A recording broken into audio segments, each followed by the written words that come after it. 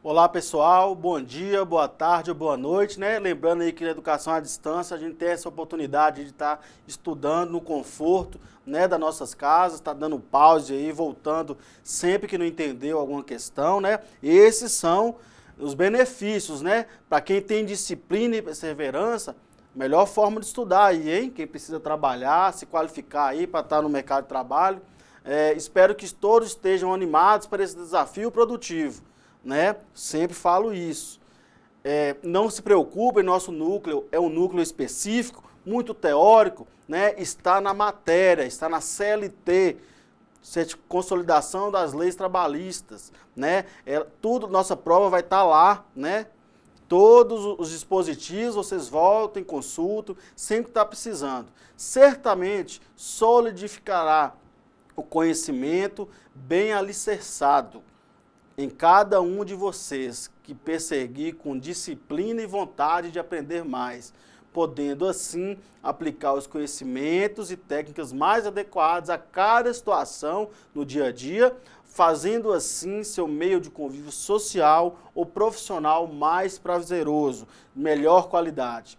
O Instituto Federal de Norte de Minas Gerais, com a educação profissional e tecnológica de qualidade, equipe competente, imprime o diploma com nível de reconhecimento indiscutível pela lisura e probidade nas relações. Vamos lá, bons estudos, contem conosco, forte abraço. Aula 2, objetivos da unidade 2 de estudo, né? A gente vai estar estudando aí de 15/12 a 23/12, quando começa o nosso recesso, né? Está no calendário.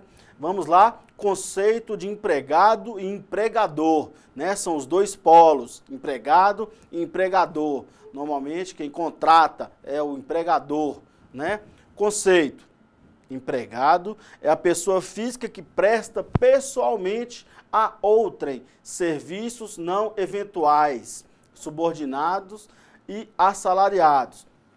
Considera-se empregado toda pessoa física que prestar serviços de naturezas não eventual ao empregador, sob dependência deste mediante salário. Está na CL3, artigo 3. Então, se eu perguntar o conceito para vocês de empregado, está na ponta da língua, né? É uma pessoa física, não pode ser pessoa jurídica, que presta serviço para pessoa física ou jurídica, ok?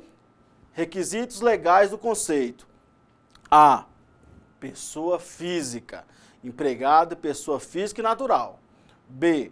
Continuidade. Empregado é um trabalhador não eventual. Tem que ter, né, continuidade. Subordinação. Empregado é um trabalhador cuja atividade é exercida sob dependência, sob subordinação de outro.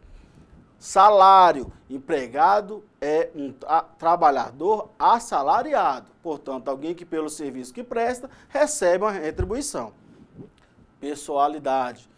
Empregado é um trabalhador que presta pessoalmente os serviços. Você não pode ser contratado e outro prestar o serviço para você, certo? Diferença entre empregado e trabalhador autônomo. Algum de vocês aí, né, instaladores, podem virar trabalhador autônomo. Interessante. O elemento fundamental que os distingue é a subordinação. Empregado é trabalhador subordinado. Autônomo trabalha sem subordinação. Para alguns, autônomo é quem trabalha por conta própria e subordinado é quem trabalha por conta alheia. Outros sustentam que a distinção será efetuada verificando-se que suporta os riscos da atividade. Se os riscos forem suportados pelo trabalhador, ele será autônomo por conta e risco. Diferença entre empregado e trabalhador eventual. Há mais de uma teoria que procura explicar essa diferença. Teoria do evento, segundo a qual eventual é o trabalhador admitido numa empresa para um determinado evento dos fins da empresa, para a qual eventual é o trabalhador que vai desenvolver numa empresa serviços não coincidentes com os seus fins normais da descontinuidade, segundo a qual eventual é o trabalhador ocasional, esporádico, que trabalha de vez em quando, né? Esse é o eventual. de vez em quando, da fixação segundo a qual eventual é o trabalhador que não se fixa a uma fonte de trabalho. A fixação é jurídica, né? Folha de ponto, tá? Horário de entrada e saída. Trabalhador avulso. São características do trabalho avulso a intermediação do sindicato do trabalhador na colocação de mão de obra, curta duração do serviço prestado a um beneficiado e a remuneração paga basicamente em forma de rateio procedido pelo sindicato. Pela Constituição de 88, o artigo 7º, inciso 34, foi igualado ao trabalhador com vínculo empregatício. Então tem vínculo, né? Trabalhador temporário é aquele que prestado por pessoa física a uma empresa para atender à necessidade transitória de substituição de seu pessoal regular e permanente ou acréscimo extraordinário de serviço. Artigo 2º da Lei 6.019 de 1974. Completa-se com outro conceito da mesma lei, artigo 4º, que diz: compreende-se como empresa de trabalho temporário a pessoa física ou jurídica urbana cuja atividade consiste em colocar à disposição de outras empresas temporariamente trabalhadores devidamente qualificados, por elas remunerados e assistidos. Terceirização é a transferência legal do desempenho de atividades de determinada empresa para outra empresa, que executa as tarefas contratadas de forma que não se estabeleça vínculo empregatício entre os empregados da contratada e contratante. É permitida a terceirização das atividades, meio aquelas que não coincidem com os fins da empresa contratante. E é verdade, as de atividade fim, que são as que coincidem, ok? Estagiário não é empregado, não tem direito previstos na CLT aplicáveis às relações de emprego. Empregado doméstico é qualquer pessoa física que presta serviços contínuos a um ou mais empregadores em suas residências de forma não eventual, contínua, subordinada, individual e mediante remuneração sem fins lucrativos. A Lei 5.589 de 72 fixou, com seus direitos, a anotação da carteira profissional, férias anuais de 20 dias e previdência social. A Lei de 7.195 de 84 prevê a responsabilidade civil da agência de colocação de empregado doméstico pelos danos que esses acarretar aos patrões. A Constituição de 88 ampliou os direitos atribuídos por lei ordinária, sendo os seguintes: salário mínimo, irredutibilidade da remuneração, 13º de salário, repouso semanal remunerado, aviso pré-proporcional ao tempo de serviço, no mínimo de 30 dias. Licença maternidade igual todo, 120 dias. Licença paternidade, nós vamos tratar mais na frente dessas licenças. Férias com remuneração, acrescida com 1/3. Aposentadoria. Empregador rural. Empregador rural é o trabalhador que presta serviço em propriedade rural, continuadamente e mediante subordinação ao empregador. Assim entendida, toda pessoa que exerce atividade agroeconômica, o contrato de trabalho rural pode ter duração determinada ou indeterminada. São admitidos contratos de safra, seus direitos que já eram praticamente igualados aos do urbano, pela Lei 5.589 de 73. Foram, pela Constituição de 88, totalmente equiparados. O trabalhador de indústria situado em propriedade rural é considerado industriário e regido pela CLT, e não pela Lei do Trabalhador Rural. Lógico. Esse é o enunciado 57 do Tribunal Superior do Trabalho. Empregado em domicílio. As relações de emprego são desenvolvidas no estabelecimento do empregador e fora dele também. Essas são cumpridas em locais variados, denominando-se serviços externos ou na residência do empregado, quando tem o nome de trabalho em domicílio, certo? Prestação de serviços externos não descaracteriza o vínculo empregatício, perfeito? Empregado aprendiz. Surge da relação jurídica desenvolvida na empresa, visando a formação de mão de obra em que a lei admite a admissão de menores, observadas certas formalidades, para que prestem serviços remunerados, recebendo os ensinamentos metódicos, de uma profissão. A CLT, artigo 80, parágrafo único, define aprendiz como o menor de 18 a 18 anos, sujeito à formação profissional, metódica de ofício em que exerça o seu trabalho. Vamos lá? Diretor de sociedade. Para a teoria tradicional, não é empregado. Ele é mandatário diretor. A relação jurídica que o vincula à sociedade é de mandato e não de emprego. Né? Ele tem um mandato. Para a teoria contemporânea, não há incompatibilidade entre a condição de diretor de sociedade e a de empregado.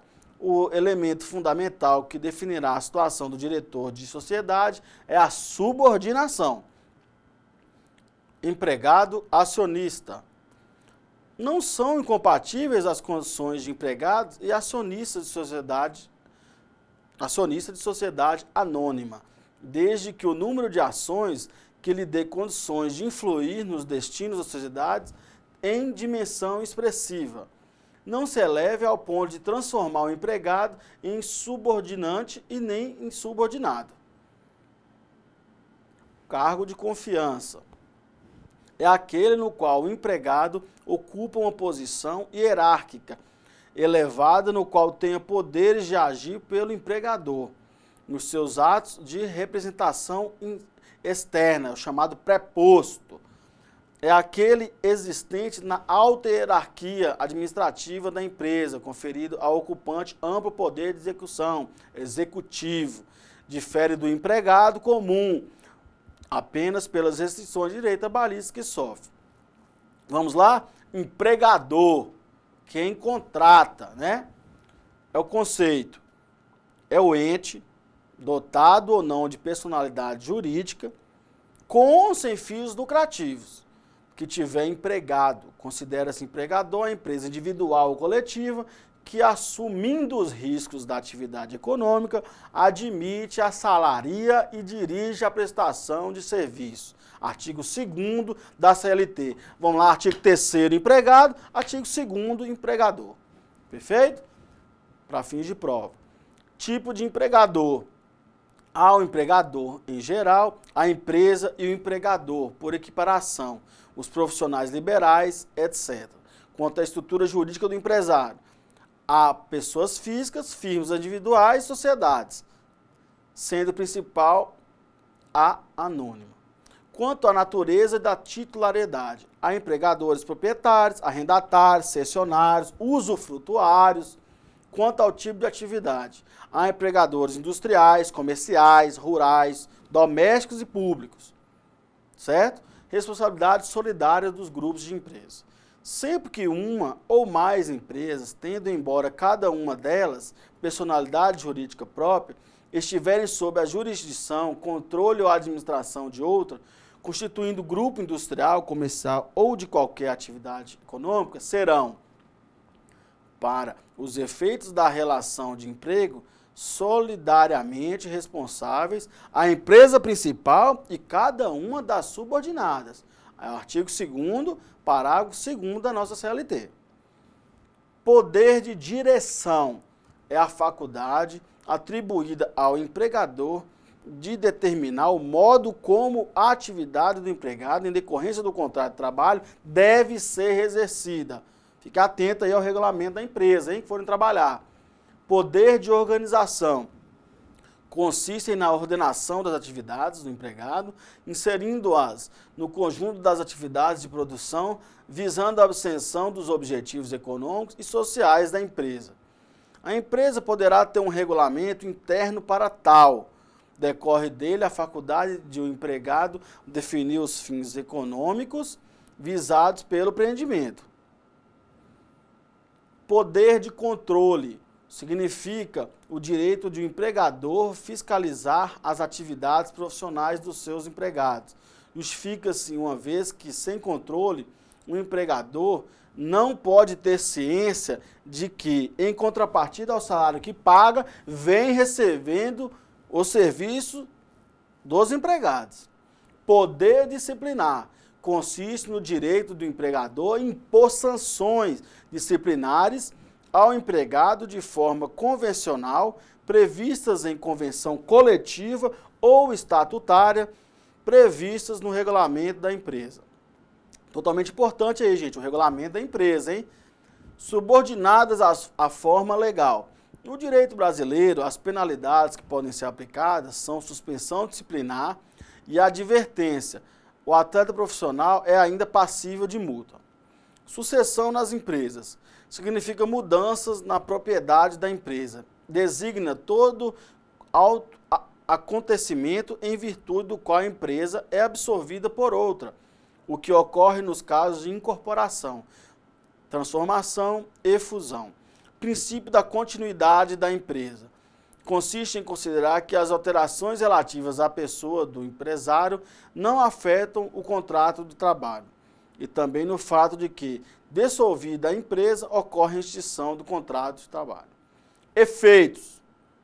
Subroga-se o novo proprietário em todas as obrigações do primeiro, desenvolvendo-se normalmente o contrato de trabalho sem qualquer prejuízo para o trabalhador. A contagem do tempo de serviço não é interrompida. As obrigações trabalhistas vencidas à época do titular alienante, mas ainda não cumpridas, são exigíveis. As sentenças judiciais podem ser executadas, desde que não prescritas, respondendo o sucessor por seus efeitos. Alteração na estrutura jurídica da empresa. Entende-se por ela toda modificação em sua forma ou modo de constituir-se. Ficam preservados os direitos dos trabalhadores. A CLT estabelece o princípio da continuidade do vínculo jurídico trabalhista, declarando que a alteração na estrutura jurídica e a sucessão de empresas em nada o afetará. Artigos 10 e 448 da CLT. Admissão do empregado, né? A natureza do ato de admissão do empregado é explicado de modo diferente pelo contratualismo e pelo anticontratualismo. Pelo primeiro, a admissão é um ato de vontade das partes, do vínculo jurídico, é um contrato de adesão, pelo qual o empregado, sem maiores discussões sobre os seus direitos, simplesmente adere aos direitos previstos às normas jurídicas, sem sequer pleiteá-los ou negociá-los com o empregador. Ok? Nesse primeiro contratualismo, o empregador fala, o empregado ouve e fala, me contrata logo, que estou precisando de emprego. Não é isso? No segundo, no anticontratualismo, o vínculo entre empregado e empregador não é um contrato. Não há acordo de vontades, a admissão não tem natureza negocial e contratual. As partes não ajustam nada. O empregado começa simplesmente a trabalhar. Forma do contrato. Os ajustes serão expressos ou tácitos, né? Os expressos, por sua vez, serão verbais ou escritos. O contrato de trabalho é informal. Pode alguém tornar-se empregado porque verbalmente fez um trato nesse sentido. Por exemplo, você contrata uma pessoa, né, para dar uma faxina na sua casa, né? Verbal. Porque assinou um contrato tecido, pode ainda alguém tornar-se empregado, porque embora nada ajustando, começou a trabalhar para o empregador sem a oposição deste. Transferência de empregado. O conceito legal de transferência está no artigo 469 da CLT. Considera a transferência o ato pelo qual o empregado passa a trabalhar em outra localidade, diferente da que resultar do contrato. É muito caso de filiais, empresas que têm filiais, empresas maiores, né, multinacionais, né? Pode levar o empregador para até fora do país, desde que importar a mudança do seu domicílio. Transferências lícitas. É lícita a transferência do empregado, com a sua anuência. Artigo 469 da CLT. A concordância do empregado é que legitimará a transferência.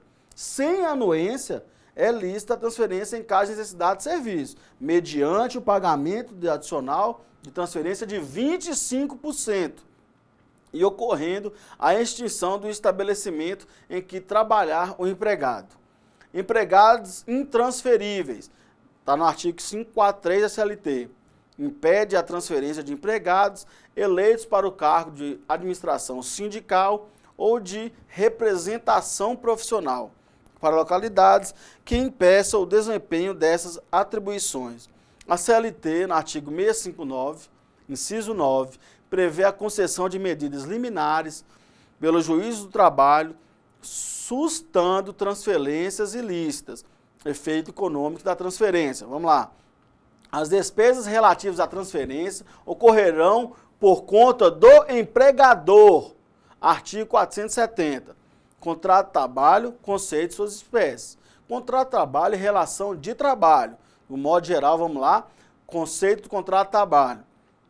Haverá contrato de trabalho sempre que uma pessoa física se vê obrigada, né, a realizar atos, executar obras, né, ou prestar serviços para outra, e sob dependência desta, durante um período determinado ou indeterminado de tempo, mediante o pagamento de remuneração, quando a relação de emprego dá-se quando uma pessoa realizar atos, executar obras ou prestar serviços para outra, sob dependência dessa, em forma voluntária e mediante o pagamento de uma remuneração, quando que seja o ato que lhe dê origem.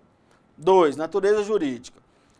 São duas teorias. É o contratualismo, certo? É a teoria que considera a relação entre empregado e empregador um contrato. O seu fundamento reside numa tese. A vontade das partes é a causa insubstituível e única que pode constituir um vínculo jurídico. No anticontratualismo, ao contrário, sustenta que a empresa é a instituição, a qual há uma situação estatutária e não contratual. O estatuto prevê as condições de trabalho que são prestadas sob a autoridade do empregador, que é detentor do poder disciplinar. A lei brasileira define a relação entre empregado e empregador como um contrato, mas afirma que o contrato corresponde a uma relação de emprego. Artigo 442 da CLT. O contrato de trabalho é o contrato de direito privado, consensual, sinalagmático, ou seja, perfeito, cumulativo, né, progressivo, de trato sucessivo, oneroso, porque tem pagamento, e regra geral, do tipo dos contratos de adesão. Vamos lá? Classificação. Quanto à forma, pode ser verbal ou escrita, certo? A pessoa pode contratar verbalmente ou por escrito. A relação jurídica pode ser formada pelo ajuste expresso escrito, pelo ajuste expresso verbal ou pelo ajuste tácito, né? Quando não é verbal nem escrito. Você começa, o empregador vai te aceitando ali. Quanto à duração, há contratos por prazos indeterminados e contratos determinados. Artigo 443 da CLT. A diferença entre ambos depende simplesmente de ver se na sua formação as partes ajustaram ou não o termo final. Se houve o ajuste quando o termo final, o contrato será por prazo determinado. Se não houve ajuste, o prazo comum é indeterminado. Perfeito? Contrato de trabalho individual, muito importante, hein? É o acordo tácito ou expresso, formado entre empregador e empregado. Tácito é quando, né, o empregador já te aceita. Para a prestação de serviço pessoal, contando os elementos que caracterizam a relação de emprego. Contrato de trabalho coletivo, muito importante aí para a gente. É o acordo de caráter normativo, formado por uma ou mais empresas com entidades sindicais, representativas dos empregados de determinadas categorias, visando a autocomposição de seus conflitos coletivos. Contrato de trabalho de equipe é aquele firmado entre a empresa e um conjunto de empregados. Né? A diferença entre ele e o outro é que é outra entre os sindicais. Representados por um chefe, de modo que o empregador não tem sobre os trabalhadores do grupo mesmos direitos que teria sobre cada indivíduo. No caso do contrato individual. Percebe a diferença? Vai ter um chefe que o empregador vai a ele reportar-se, diminuindo assim a responsabilidade da empresa. a forma contratual é forma contratual não prevista expressamente na legislação trabalhista brasileira, mas aceita pela doutrina e pela jurisprudência, ok? Contrato de trabalho e contrato de sociedade. No contrato de trabalho, existe sempre troca de prestação, né, entre o empregado e o empregador, sendo o primeiro subordinado ao segundo, perfeito? No contrato de sociedade, há trabalho comum e também a intenção comum dos sócios de compartilharem lucros e assumirem as perdas e os riscos do empreendimento, affectus societatis. Inexistindo, além disso, qualquer vínculo de subordinação entre os sócios.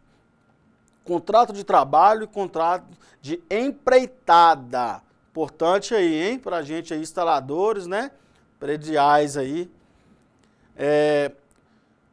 No contrato de trabalho existe vínculo jurídico de subordinação, sendo o empregado supervisionado pelo empregador. Seu objeto é fundamentalmente o trabalho subordinado. No contrato de empreitada, a execução do trabalho não é dirigida nem fiscalizada de modo contínuo pelo contratante. Atenção aí, hein? Seu objeto é o resultado do trabalho. Então, o contratado para a empreitada assume a responsabilidade do resultado, ok? Contrato de trabalho, contrato de mandato. Tanto em um como outro existe vínculo de subordinação jurídica que remunera o serviço. No entanto, o vínculo de subordinação é mais acentuado no contrato de trabalho. O de mandato permite maior autonomia ao mandatário. A distinção consiste no grau de subordinação. Vamos lá, pessoal, para a segunda parte dos nossos slides. Vamos lá, direitos do trabalhador. Foi falado, salário, pagamento até o 5º dia útil seguinte ao mês trabalhado. Trabalhou em novembro? 5º dia útil de dezembro. Horas extras, mínimo de 2 horas diárias. Adicional noturno, após as 22 horas, até as 5 da manhã, tem um adicional noturno. Repouso semanal remunerado. É necessário o cumprimento do horário de trabalho, sem faltas e atrasos. Caso a pessoa faltou sexta, né, ela perde o sábado. Faltou segunda, ela perde o domingo também, porque é remunerado o repouso. Periculosidade, risco de ferimento ou morte. Insalubridade, exposição a agentes nocivos. Quais são esses agentes? Químicos, gases, fumos, poeira, neblina, neve ou vapor. Físicos, ruído, calor, frio, radiações, pressão e umidade. Biológico, fungos, bactérias, vírus, entre outros. Faltas legalmente permitidas. 3 dias consecutivos para casamento. Até 2 dias consecutivos em virtude de falecimento de pai, mãe, irmão, filhos e netos, ou pessoa declarada como dependente. 5 dias pelo nascimento de filhos, licença paternidade. Doação voluntária de sangue, 1 dia a cada 12 meses. Ausência para a realização do vestibular, comprovada. Você tem que comprovar a inscrição do vestibular para ter a ausência justificada. Férias. Todo empregado adquire direito às férias após 12 meses a vigência do contrato de trabalho. É o chamado período aquisitivo, certo? Você trabalhou de 1 a 12 de 2016, a partir de janeiro de 2017 você já tem 1 mês de férias, ok? Até 5 faltas injustificadas, você tem 30 dias de férias normais. De 6 a 14 faltas injustificadas, você só vai ter 24 dias corridos de férias. De 15 a 23 faltas injustificadas, você já tem só 18 dias corridos de férias. De 24 a 32 faltas injustificadas, só 12 dias corridos de férias. Mais de 32 dias de faltas injustificadas, né? 0 de férias para você. Período de férias para regime de tempo parcial de trabalho. Está lá no artigo 130A da CLT. No inciso 1, 18 dias para horas semanais trabalhadas superior 22 até 25. 16 dias para horas semanais trabalhadas superiores 20 até 22.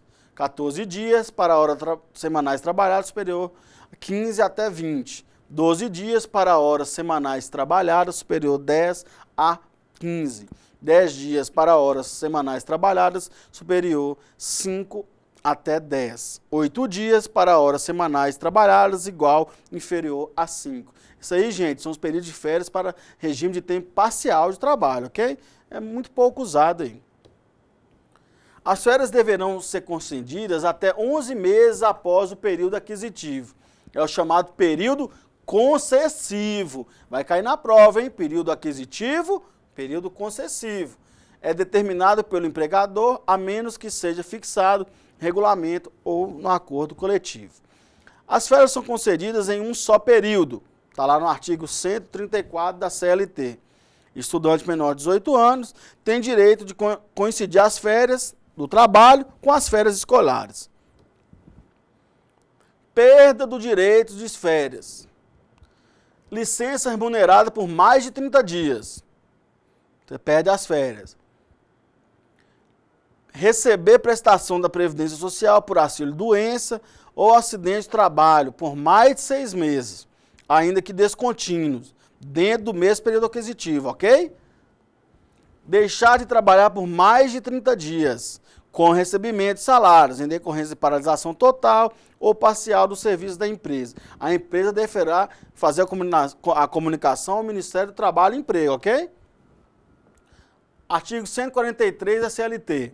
Confere ao trabalhador o direito de optar por 20 dias de férias e converter 10 dias em abono pecuniário, receber o dinheiro, gente, vender, é o famoso vender as férias. Ao optar pelo abono, a remuneração do trabalhador será composta de 20 dias, né, férias em descanso, 10 dias abono pecuniário, 10 dias salário pelos dias trabalhados no mês. Pessoal, vamos finalizando por aqui. Obrigado pela atenção. Até a próxima. Boa sorte e bons estudos. Qualquer dúvida, tamo lá, hein? Tamo no e-mail, tamo no AVA. Um abraço.